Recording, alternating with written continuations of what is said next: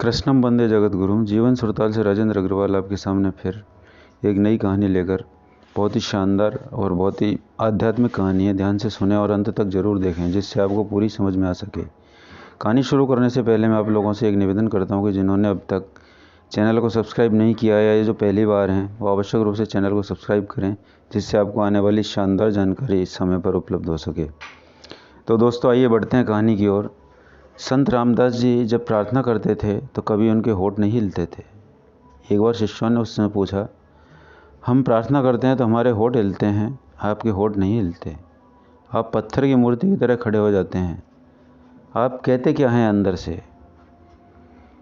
क्योंकि अगर आप अंदर से भी कुछ कहेंगे तो होठों पर थोड़ा कंपन आ ही जाता है, चेहरे पर बोलने का भाव आ जाता है, लेकिन वह भाव भी नहीं आता आपके चेहरे पर। संत रामदास ने कहा, मैं एक बार राजधानी से गुजरा और राजमहल के सामने द्वार पर मैंने सम्राट को खड़ा देखा और एक भिखारी को भी खड़े देखा। वह भिखारी बस खड़ा था, उसके कपड़े फटे हुए थे, शरीर जीर्ण हो रहा था, देह जर्जर थी, जैसे बहुत दिनों से भोजन नहीं मिला हो। शरीर सूखकर कांटा हो गया, बस आंखें ही दियों की तरह टिमटिमा रही थी, बाकी जीवन जैसे सब तरह से विलीन हो गया हो।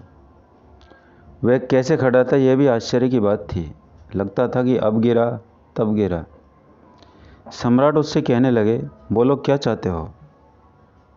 भिखारी ने कहा, अगर आपके द्वार पर खड़े होने से मेरी मांग का पता नहीं चलता तो कहने की कोई ज़रूरत ही नहीं है।